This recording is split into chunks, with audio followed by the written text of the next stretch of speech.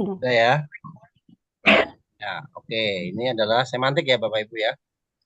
Tadi Bapak ulang kembali. Kita akan membahas tentang komparatif dilihat dari segi semantik, dari segi makna ya. Nah, jadi dari segi makna ini kita harus mengetahui beberapa proses ya yang perlu Bapak Ibu ketahui. Jadi semantik itu apa? Jadi udah para Bapak tadi jelaskan. Jadi komparatif semantik itu merupakan perbandingan makna saja ya. Lihat perbandingan maknanya, persamaan ataupun perbedaannya ya. Namun juga tidak lepas dari budaya masing-masing bahasa. Nah, kalau metodenya ini ya sama, analisis komponen makna ya. Jadi ada perbandingan secara klasik ya, tapi juga mempunyai perbandingan menggunakan teknologi aplikasi juga bisa ya. Itu sudah merupakan keniscayaan dari zamannya ya, kita harus bisa melihat. Studi kesetaraan semantik juga boleh diberikan ya. Kalau kita bicara kesetaraan semantik itu ternyata makna yang menjadi ekuivalen, maksudnya cocok sempurna, yaitu uh, juga perlu kita cermati, ya, mengklasifikasikannya. Jadi antara yang cocok sempurna maupun yang tidak, ya, itu juga perlu kita cermati bersama, ya. Nah, juga kita juga harus menggunakan korpus ya, Bapak Ibu ya, data-data ya, baik secara tulisan ya. Nanti Bapak jelaskan kembali korpus ya, dan juga kamus yang sudah ada. Sebagai contoh bahasa Inggris dan Rusia, ini peneliti dari Rusia ya, Natalia Ilosenko ya, juga pernah menganalisis 1.750 unit frase kata ya, untuk melihat bagaimana makna itu diungkapkan.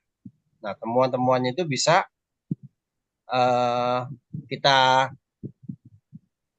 pahami menjadi jumlah analog semantik, maksudnya makna yang serupa tapi tidak sama, jauh lebih banyak jumlah katanya ketimbang yang serupa sempurna yang tadi di atas Bapak jelaskan. Jadi ada kata yang serupa sempurna itu lebih kecil daripada kata yang tidak serupa, namun bisa jadi maknanya sama ya.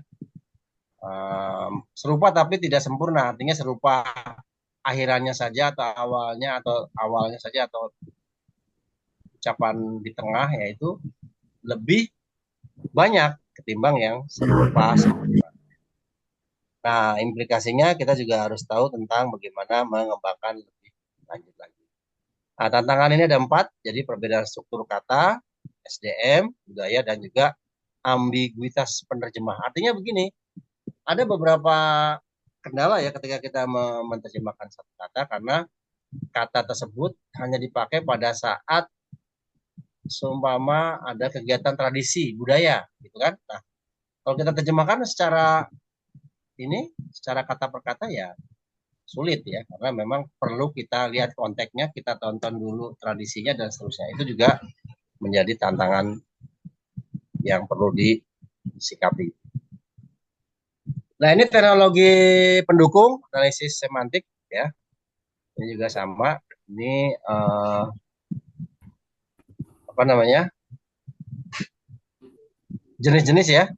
Aplikasi model seperti Word, TwoFact ya, Glove, Bird. Nanti Bapak Ibu bisa cek ya. Dibuka di aplikasi ya. Atau juga Machine Translation, MT ya. MT Natural dan juga Transfer Learning. Ya, ini aplikasi-aplikasi yang sudah sangat canggih ya.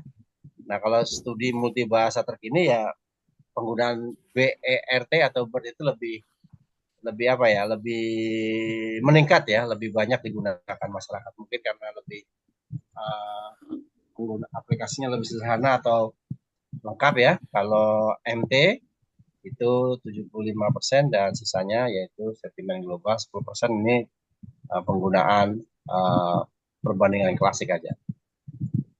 Nah, untuk aplikasi dari semantik ini kita bisa jadi penerjemahan ya, pengembangan SDM dan juga analisis komunikasi. Ada dampaknya yaitu tadi AI itu sudah mulai berperan penting di sini ya.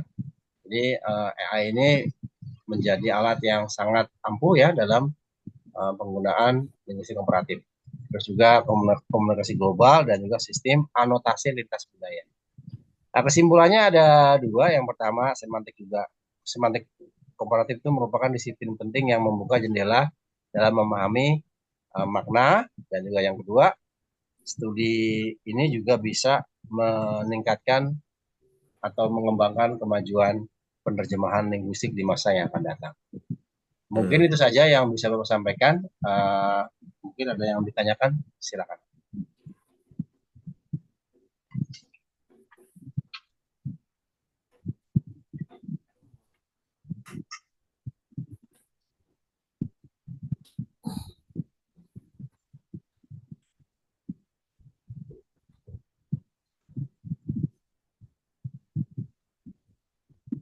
Baik, kalau tidak ada mungkin bisa dilanjut untuk materi dari kelompok mungkin yang sudah siap, silakan.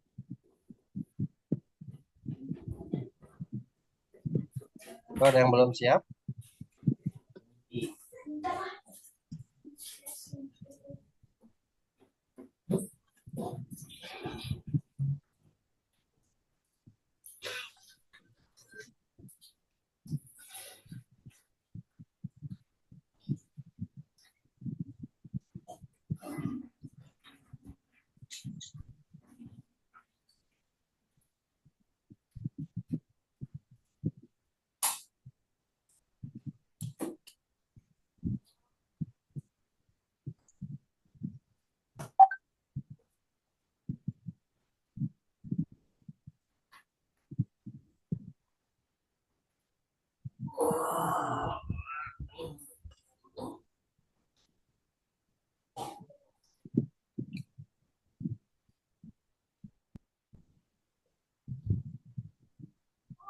halo, Ya, Bapak siap, Pak. Bentar.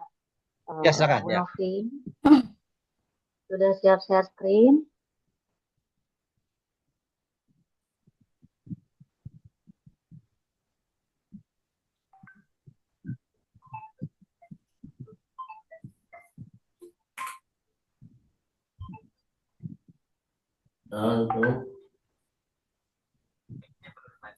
Iya, iya.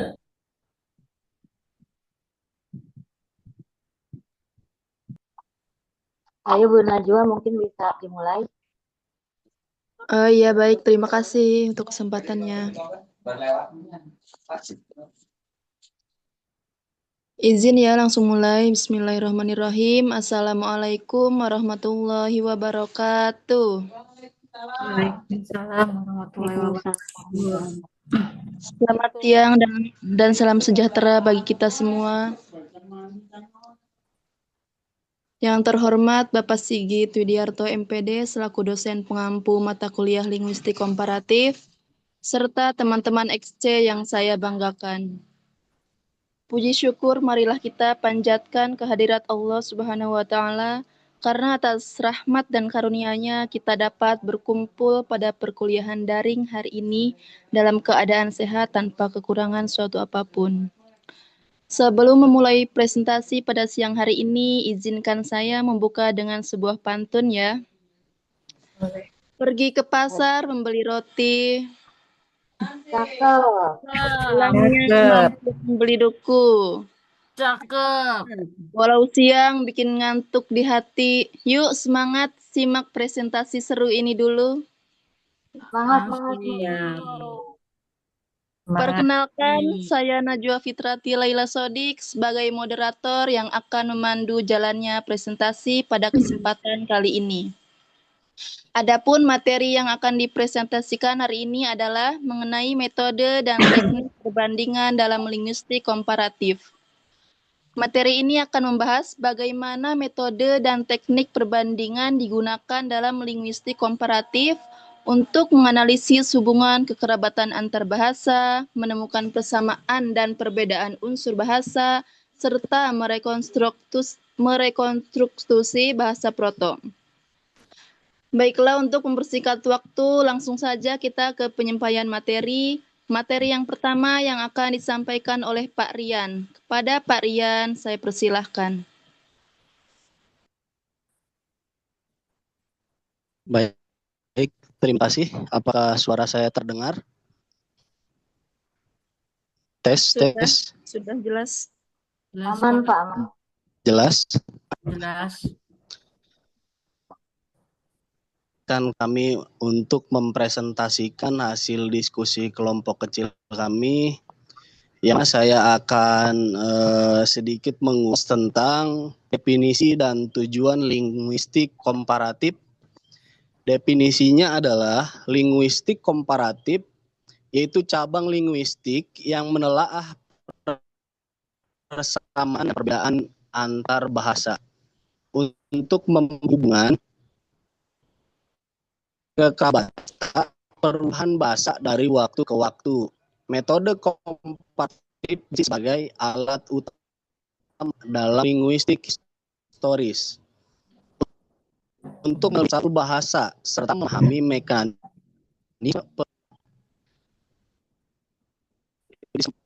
kompatibel 2013 dalam metode pada pencernaan bentuk bahasa kerabat, tapi juga menekankan pada rekonstruksi sistem bunyi dan bentuk proto yang menjadi leluhur bersama melalui perbandingan yang sistematik dan berlandaskan kaidah-kaidah ilmiah.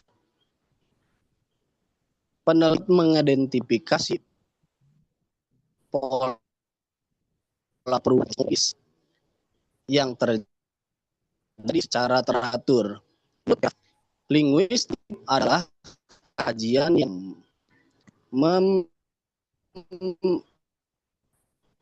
bahasa-bahasa guna mengidentifikasi kesamaan dan perbedaan struktural sebagai dasar untuk hubungan kekerabatan dan rekonstruksi sejarah bahasa.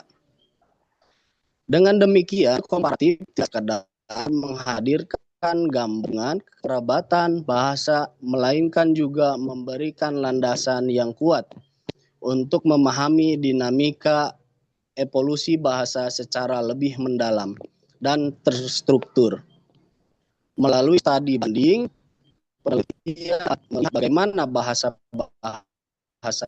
politik dan saling berkaitan. Nah, selanjutnya tujuannya yaitu 1. Menentukan kekerabatan bahasa linguistik komparatif bertujuan mengatur apakah dua atau lebih bahasa berasal dari satu nenek moyang yang sama dalam kurung bahasa proto, misal hubungan antara bahasa Indonesia, Jawa, dan Sunda dalam rumpun Austronesia. 2. Merekonstruksi bahasa proto, bahasa purba, melalui perbandingan bunyi dan bentuk kata kognat. Ahli bahasa dapat merekonstruksi bentuk bahasa purba yang sudah tidak digunakan lagi. Yang ketiga, menentukan hukum perubahan bunyi. Tujuannya adalah mengidentifikasi pola perubahan bunyi yang teratur dan satu bahasa ke bahasa lainnya. Misal, perubahan fonologis yang konsisten dalam sejarah bahasa. Yang keempat, menjelaskan sejarah dan perkembangan bahasa linguistik komparatif. Membantu menjelaskan bagaimana bahasa berubah dari waktu ke waktu, termasuk perkembangan kosakata, struktur, dan sistem bunyi. Yang kelima, mengidentifikasi kata kognat, menentukan kata-kata yang memiliki asal-usul yang sama di berbagai bahasa, meskipun bentuknya sudah berubah. Yang keenam, mengelompokkan bahasa ke dalam keluarga bahasa. Bahasa-bahasa dapat diklasifikasikan ke dalam rumpun atau keluarga berdasarkan kesamaan historisnya. Nah, itu tujuan linguistik ya. Lanjut. Next.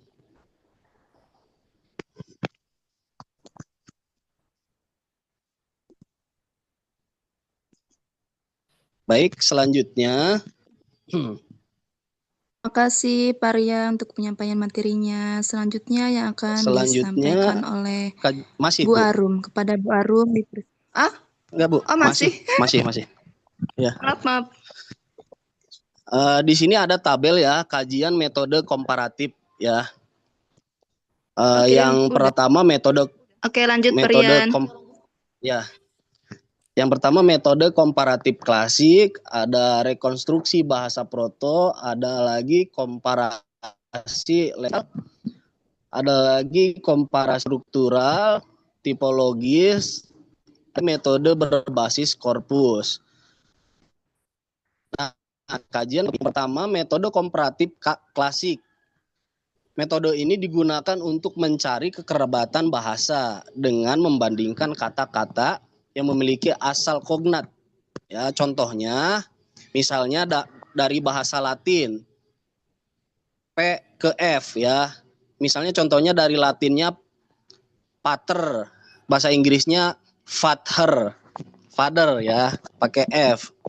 Nah, ini ciri khasnya ada korespondensi bunyi yang teratur. Yang kedua yaitu rekonstruksi bahasa proto. Metode ini bertujuan menyusun bentuk bahasa purba, yaitu bahasa proto, menjadi nenek moyang beberapa bahasa sekarang. Contohnya, mata. Di berbagai bahasa direkonstruksikan menjadi bentuk promata. Ciri khasnya untuk membangun bentuk asal bahasa. Yang ketiga, komparasi leksikal atau leksikositatistik. Metode ini mengukur tingkat kesamaan bahasa melalui presentasi kosakata yang sama. Contohnya, misal, jika dua bahasa memiliki 80% kosakata kognat, berarti hubungannya dekat. Ciri khasnya menggunakan hitungan statistik glotokronologi. Ya. Yang keempat, komparasi struktural atau tipologis. Metode ini membandingkan struktur bahasa seperti tata bahasa, urutan kata, morfologi, dan sintaksis. Contohnya saja, bahasa dengan pola SVO, subjek, verba, objek, dibandingkan dengan SOV. Ya, ciri khususnya fokus pada pola struktur bukan asal-usul bahasa.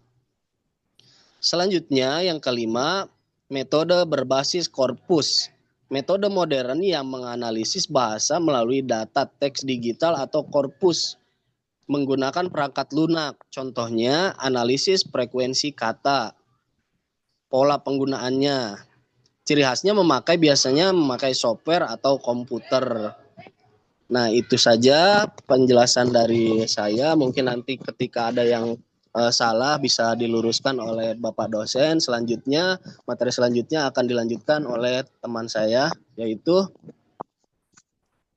Bu Arum ya. Iya, Bu Arum. Ya, Silakan, siap. Bu Arum. Baik, terima kasih pada Bu Najwa dan Pak Rian. Izin melanjutkan ya diskusi kami. Selanjutnya yaitu metode komparatif klasik. Adapun definisi dan tujuan. Metode komparatif klasik adalah metode dalam linguistik historis yang digunakan untuk menentukan hubungan kekerabatan antar bahasa dengan cara membandingkan unsur-unsur bahasa secara sistematis, terutama bunyi dan kosakata, untuk menemukan korespondensi bunyi serta merekonstruksi bahasa proto. Campbell 2013.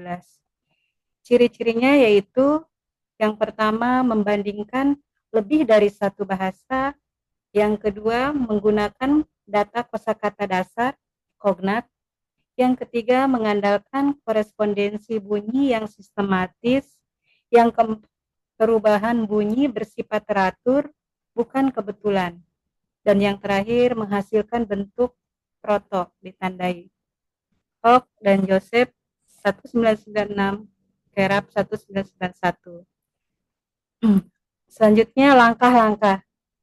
Menurut para ahli, Campbell dan Crowley,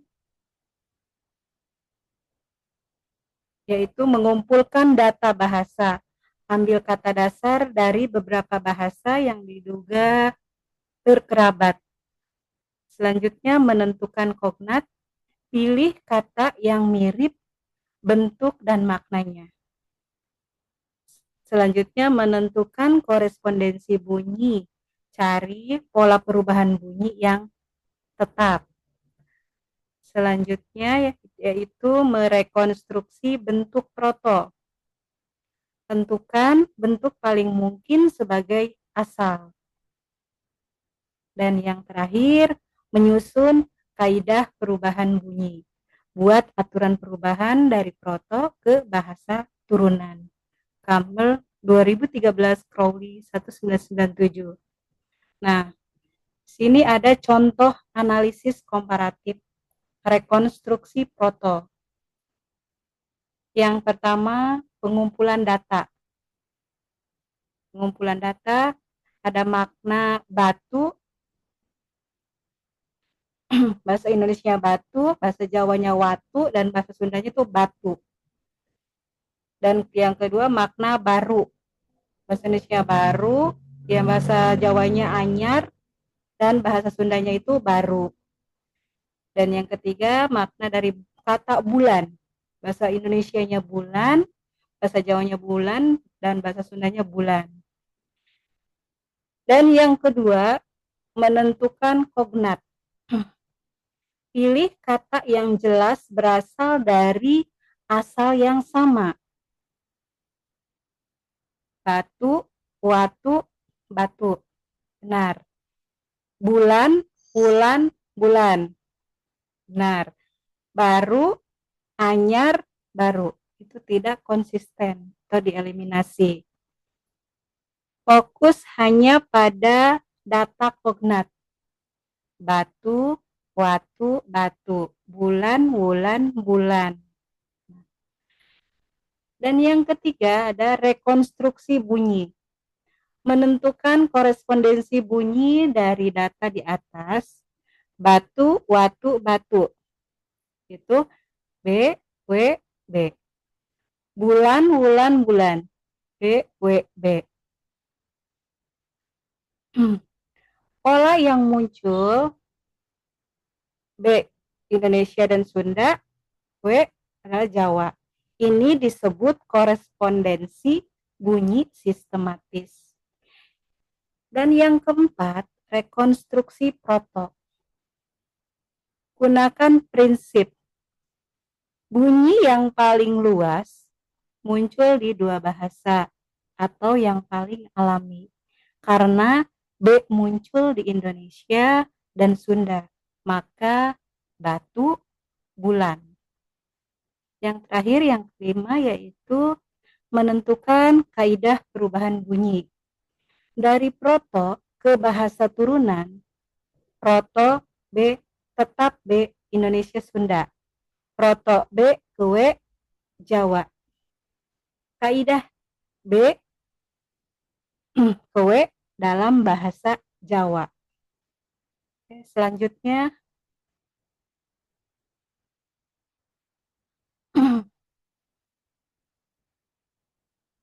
baik, selanjutnya di sini ada kognat. Kognat yaitu kata-kata dalam dua atau lebih bahasa yang memiliki asal-usul yang sama, berasal dari satu bahasa nenek moyang dan menunjukkan korespondensi bunyi yang teratur antar bahasa. Nah, di sini Bapak Ibu ya ditampilkan struktur, ada disajikan di situ struktur ya. Struktur dari kognat ini dari diskusi kita nanti ada di share ya. Saya lanjut lagi ke prinsip penentuan kognatnya.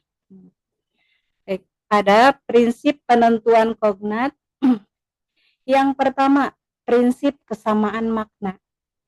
Kata yang dibandingkan harus memiliki makna yang sama atau sangat dekat. Contohnya, mata, mata, mata. Yang kedua, batu, watu, batu. Itu keduanya benar ya. Jika makna berbeda, bukan kognat. Yang kedua, prinsip kesamaan bentuk fonologis. kata harus memiliki kemiripan bentuk bunyinya. Contoh, batu, watu, mirip ya, batu, watu, mirip.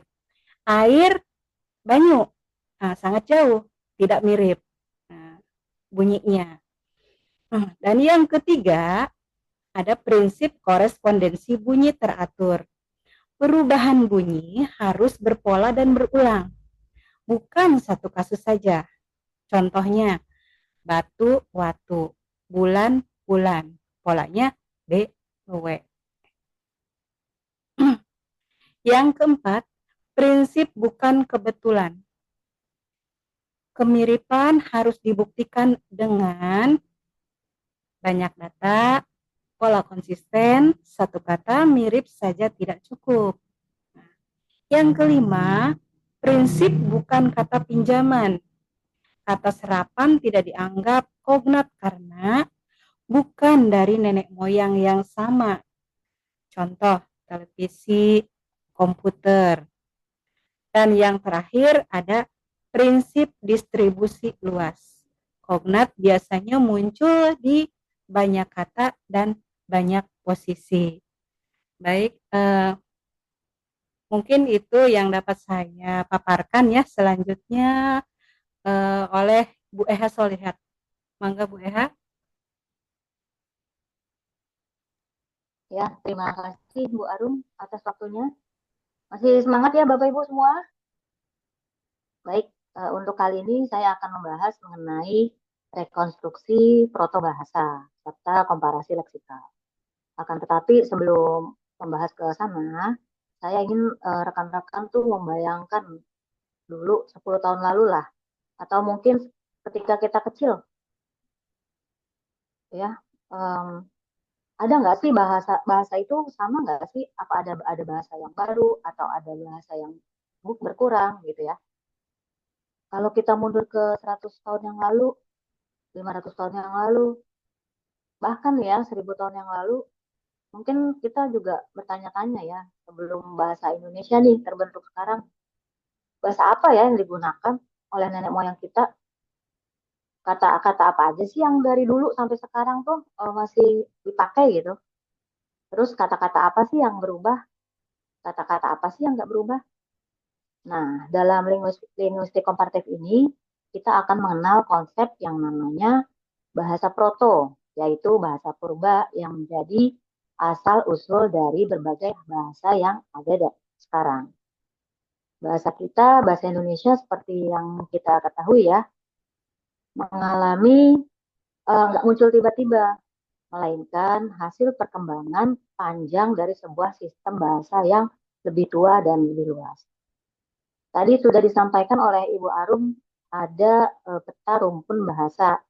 Nah, seperti kita ketahui, ada rumpun bahasa itu berbagai macam ya. Ada Proto-Indo-Eropa, kemudian ada juga Austronesia, kemudian ada juga Sino-Tibet, terus Afro-Afrika, dan lain-lain. Nah, kalau bahasa Indonesia itu masuk di dalam rumpun Austronesia. Jadi tersebar mulai dari Madagaskar di Afrika sampai Asia Tenggara, khususnya kelompok bahasa Melayu gitu. Jadi proses perkembangan bahasa ini oleh para ahli itu direkonstruksi bahasanya menjadi bahasa rumpun Austronesia. Sehingga bahasa Proto-Austronesia ini menjadi induk bagi ratusan bahasa lain. Nah, apa itu definisi rekonstruksi protobahasa? Kelompok kami mengambil dari bukunya Campbell dan Crowley tahun 1997. Rekonstruksi bahasa itu, proto itu adalah proses ilmiah dalam linguistik historis yang bertujuan untuk menyusun kembali bentuk bahasa nenek moyang. Nah, ini jadi rumpun bahasanya yang dicari gitu, yang sudah tidak lagi digunakan melalui perbandingan sistematis terhadap bahasa-bahasa turunannya. Kemudian Parera dalam bukunya Kajian Linguistik Umum, Historis Komparatif, dan Tipologi Struktural, ini bukunya, menyatakan bahwa proses ini dilakukan dengan menganalisis tata kognat dan korespondensi bunyi yang teratur untuk menemukan bentuk asal yang paling mungkin. Nah, tujuannya apa? Rekonstruksi bahasa proto ini tadi juga sudah disebutkan, itu pertama menemukan bentuk bahasa asal. Kemudian juga menemukan hubungan kekerabatan bahasa. Jadi tadi dari rumpun-rumpun bahasa ya, ada bahasa nenek moyangnya yang mana. Kalau kita kan rumpun Austronesia itu hampir mirip-mirip dengan bahasa Melayu. Lalu juga menjelaskan perubahan bunyi. Nah, untuk perubahan bunyi itu kita mengenal adanya Grimm's Law ya. Jadi hukum Grimm. Mungkin teman-teman masih ingat Grimm Fairy Tales. Jadi dua bersaudara yang menulis buku cerita anak-anak yang ada di dalamnya itu ada Hansel and Gretel, ada Cinderella, ada Rapunzel, kayak gitu. Itu merupakan ahli bahasa. Itu bersaudara itu ada Jacob dan Orrin Grimm. Nah, Jacob Grimm ini membuat suatu aturan, suatu hukum yang menjelaskan tentang perubahan bunyi. Misalnya ya, ini untuk Proto-Indo-Eropa ya. Misalnya, salah satu Grimm Law itu konsonan letup tak bersuara menjadi frikatif tak bersuara. Misalnya, punya asli T bisa berubah menjadi F. Di bahasa PIE, Proto-Indo-Eropa, misalnya kata kaki itu di PIE-nya pouch, sedangkan di bahasa Inggrisnya jadi foot, jadi pouch jadi foot. Dan untuk T berubah menjadi gitu ya. Jadi arti bahasanya 3 itu stress, itu di bahasa Latinnya stress, untuk bahasa Inggrisnya jadi swing. Gitu. Dan untuk ada juga father, tadi sudah disebutkan juga, menjadi father. Kemudian untuk K menjadi huruf H. Contohnya itu hati. Hati itu di bahasa Latin heart. Di bahasa Inggris jadi heart. Gitu. Kalau di bahasa Indonesia, kita coba bandingkan bahasa Jawa dan bahasa Indonesia ya. Kalau tadi juga disebutkan ada batu menjadi watu, bulu menjadi wulu, obu menjadi owu, beras menjadi weras, besi menjadi wesi. Kemudian ada lagi yang keempat adalah merekonstruksi sistem bahasa lama. Jadi tidak hanya kata tetapi juga sistem bunyi dan struktur morfologi. Kemudian yang kelima, mengelompokkan bahasa dalam rumpun. Tadi ya sudah disebutkan, jadi diklasifikasikan menjadi rumpun bahasa tertentu.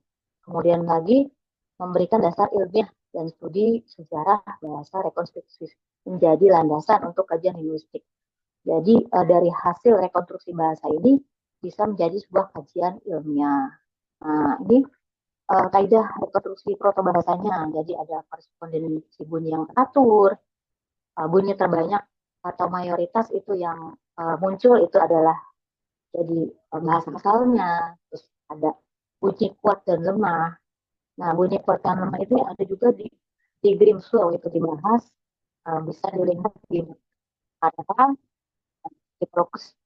struktural komparatif bandingan tipologis dan historis. Terus ada lagi mengenai distribusi bunyi. Jadi bunyi yang penyebarannya luas. Jadi kemudian kekuatan solid. Tadi kan ada di contohnya kalau batu, watu, bahasa Indonesianya batu, bahasa Jawanya watu, bahasa Sundanya batu misalnya. Itu berarti itu ada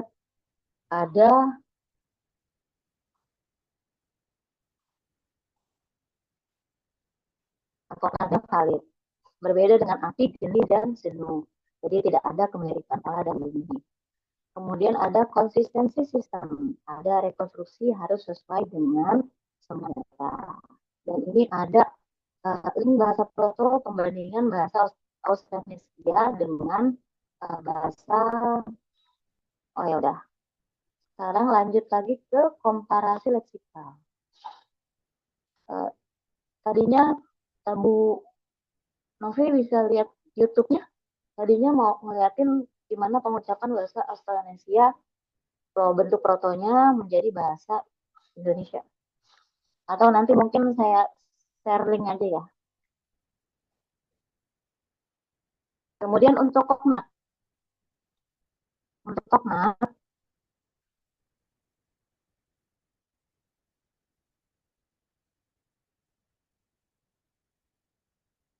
Bu Novi. Oh ya, saya akan membahas lagi mengenai komparasi leksikal. Jadi untuk komparasi leksikal ini adalah tadi kan metode, kalau komparasi leksikal ini metode linguistik komparatif yang digunakan untuk membandingkan bahasa berdasarkan kosakata atau leksikon. Jadi khususnya kotakasa dasar guna mengetahui tingkat kesamaan dan kekerabatan bunyi. Nah ini YouTube-nya.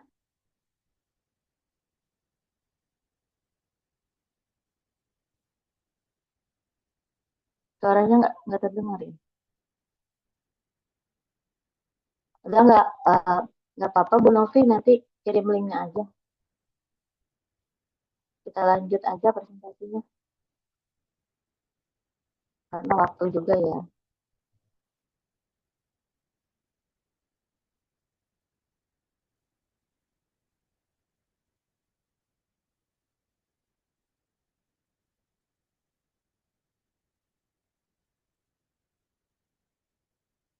Ini suaranya nggak keluar kayaknya, Bu Novi.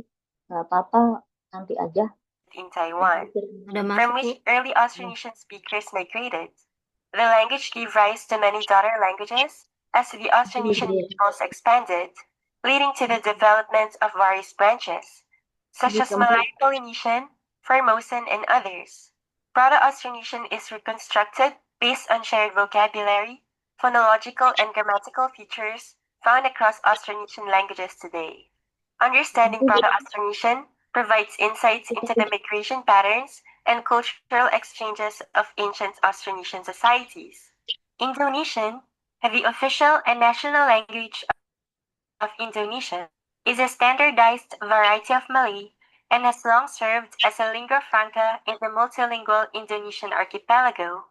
Indonesia, the fourth most populous country globally, has over 279 million people, the majority of whom speak Indonesian, making it one of the world's most widely spoken languages. Isya, satu, dosa, dua, telu, tiga, sepat, empat, lima, enam, pitu, tujuh, walu, delapan, siwa, sembilan, sepuluh. Tamami ilangit, babaw ng jadi Bu Novi cukup. Nanti bisa lebih banyak, bisa dilihat sendiri, nanti saya kasih linknya. Dilanjut mungkin presentasinya. Ya.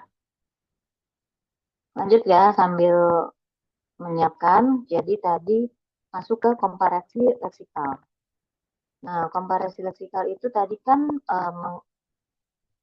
membandingkan kosakata. Nah, kosakatanya ini bagaimana caranya? Pertama, menentukan bahasa yang akan dibandingkan, misalnya Indonesia, Jawa, dan Sunda. Kemudian menyusun daftar kosakata dasar. Nah, kosakata dasar ini kita ambil dari Swedish, jadi daftar Swades ya. Daftar Swades ini dibuat oleh Morris Swades, ahli linguistik Amerika. Jadi beliau itu membuat 100, awalnya 200 kosakata dasar di tahun 1950 menjadi kemudian sekarang berubah menyusut menjadi 100 kata. Dan daftar Swades ini kosakatanya bersifat universal. Jadi seperti anggota tubuh, misalnya tangan, kaki gitu ya. Terus juga kata ganti, kata ganti misalkan saya, kamu, dia. Kemudian ada angka juga, 1, 2, 3 gitu.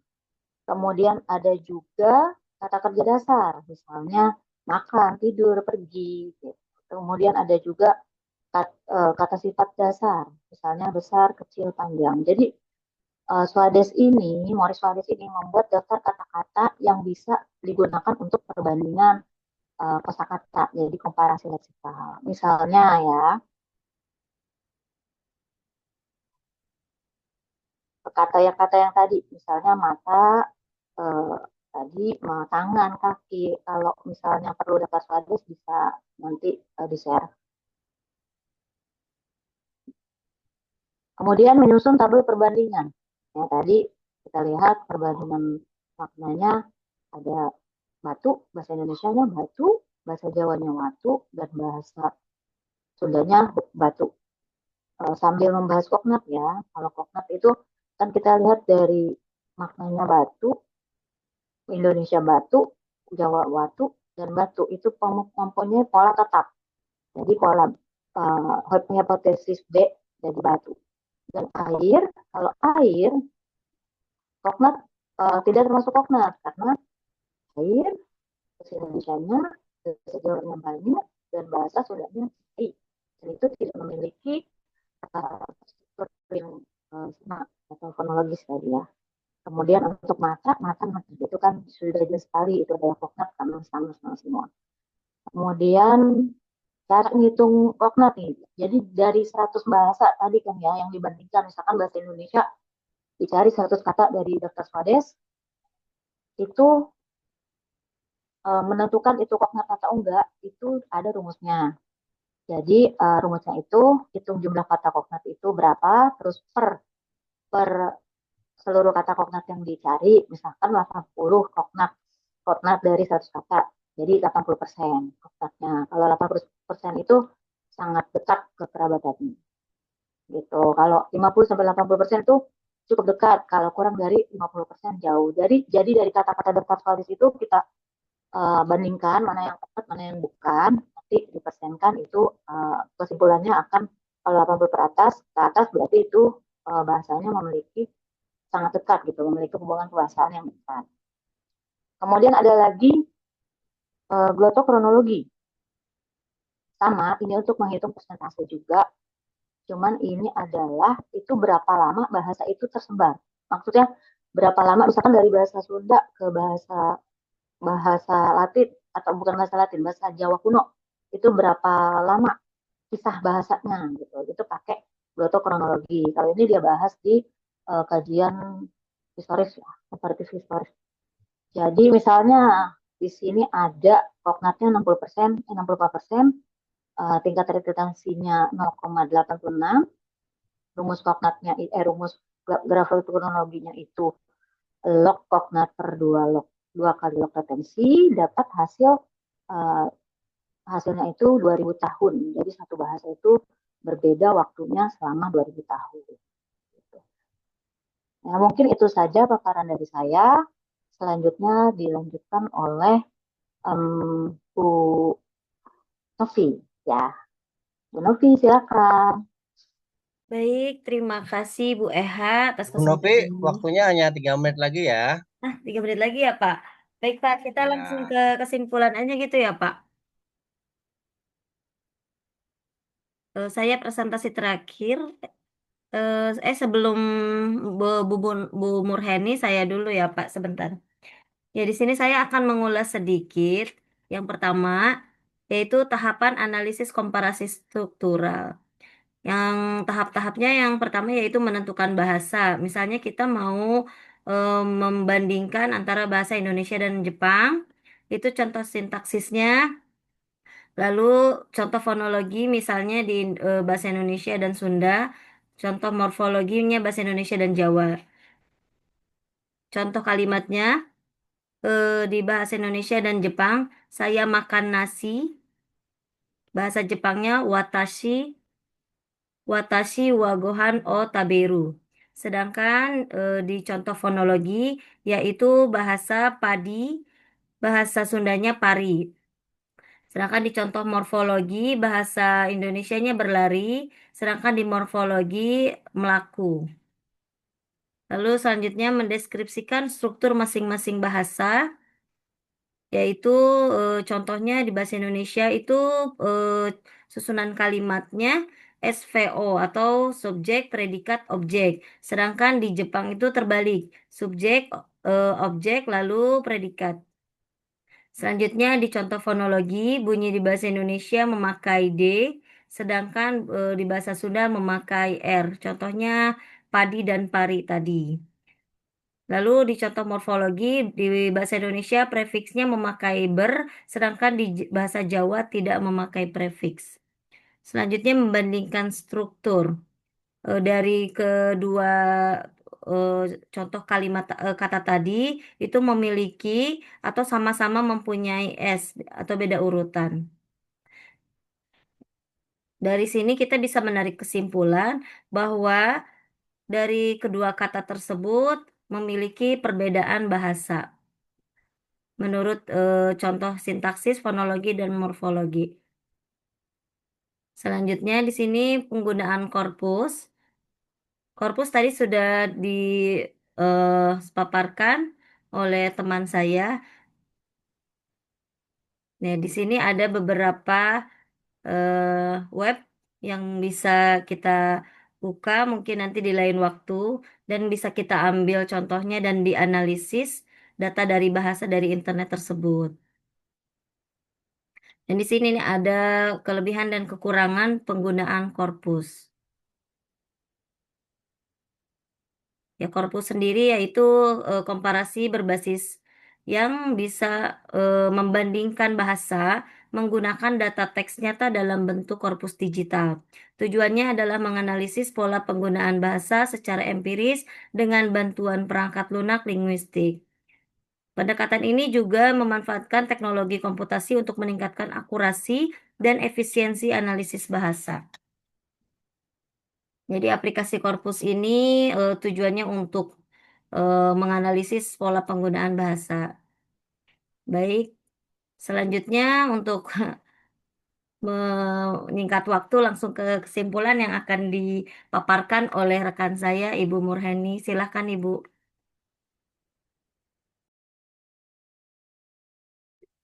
Oke, terima kasih Bu Nopi. Saya bacakan kesimpulannya langsung nih Pak ya.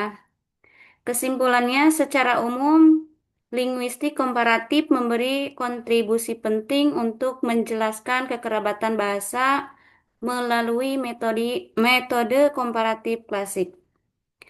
Penetapan korespondensi bunyi dan rekonstruksi protobahasa, komparasi leksikal membantu menelusuri warisan kosakata, sedangkan komparasi struktural memperkuat analisis pada tingkat teknologi, morfologi, dan sintaksis. Kedepan, pengguna korpus digital membuat perbandingan data menjadi lebih luas, terukur, dan dapat diverifikasi. Integrasi pendekatan klasik dengan analisis korpus dan alat komputasional akan memperkaya penelitian linguistik komparatif modern. Mungkin itu kesimpulan dari paparan materi dari kelompok kami. Selanjutnya, Bu Nopi. Sebenarnya ada game, cuman mungkin waktunya nggak cukup Iya. ya. Iya, berhubung waktunya ini udah. Ya, bisa di grup aja. Kembali ke Bu Novi, silahkan. Baik, Bu Eha mungkin gamenya tidak diputar sekarang ya. Nanti dikirim di chat aja gitu. Sesi pertanyaan mungkin ya. Ya, baik. Bisa di Bu Novi, nanti. Kembalikan ke moderator aja ya, Bu. Iya, ya, boleh. Baik, silahkan Ibu Najwa. Najwa. Baik, terima kasih kepada kelompok 9 untuk pemaparan materi. Selanjutnya itu kita memasuki sesi tanya jawab. Bagi teman-teman yang ingin memberikan pertanyaan, dipersilahkan dibuka 3 pertanyaan terlebih dahulu ya.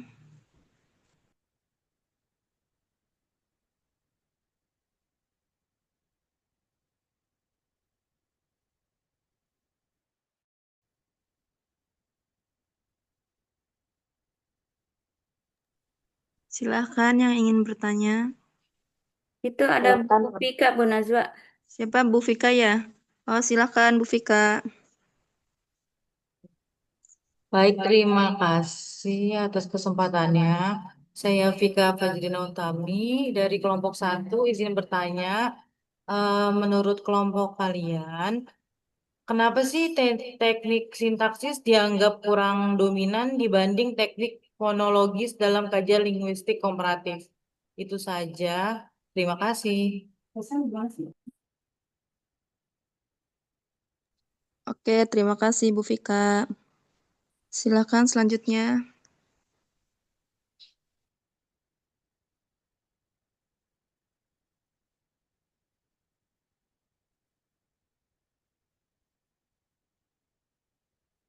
Tuh, Mohon maaf, ya, kita ya. Ini baik. Sebetulnya ada yang udah selesai ya, Bu? Maaf, Bu Eha. ini Iya, juga Pak. Bapak Ya di ini sesi agak ada tanya sedikit jawab. trouble sinyalnya kurang stabil di sini. Jadi Bapak kadang-kadang matikan suara ya. Oke, jadi ini waktunya sudah eh, cukup ya menurut Bapak. Kalau ada yang bertanya mungkin ditunda dulu mungkin ya. Boleh nanti kita bahas minggu depan ya. Dan nanti materinya dikumpul aja dari kelompok 1 sampai kelompok yang sekarang ini ya. Jadi nanti pertanyaan-pertanyaan tolong kelompok bisa dicatat dulu ya, tampung sekarang ya. Siapa yang bertanya, tanyanya siapa ya. Nanti akan kita bahas minggu depan. Ya, tadi juga sebetulnya Bapak udah mau masuk Zoom ya di waktu yang tepat, mungkin belum selesai ya mata kuliah yang sebelum Bapak ya tadi ya. Jadi mungkin dari Bapak untuk kali ini Bapak cukupi ya, dan Bapak juga tak lupa ucapkan terima kasih, presentasinya sudah cukup baik ya. Hanya saja nanti next time-nya diperbaiki lagi. Kalau PowerPoint itu poin-poinnya saja, tidak semua definisi disampaikan dalam PowerPoint ya. Jadi sekali lagi kalau PowerPoint atau salin dia dalam bahasa Indonesia itu hanya ini saja. Sisanya Bapak Ibu lah yang menjelaskan ya. Jadi cukup diberikan tampilan yang tidak terlalu banyak ya dalam pemaparan itu. Mungkin itu yang bisa Bapak sampaikan ya buat cukup sebelum Bapak tutup, mungkin ada yang mau disampaikan kembali, silakan.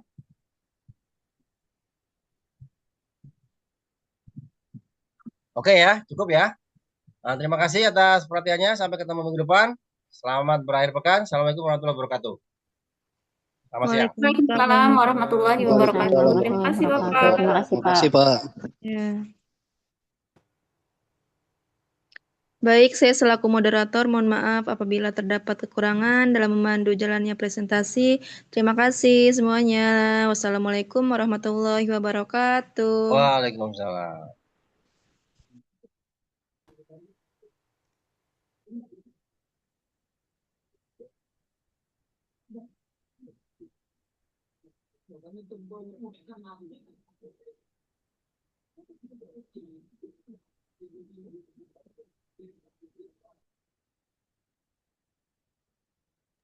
Rekaman, matiin dulu rekaman.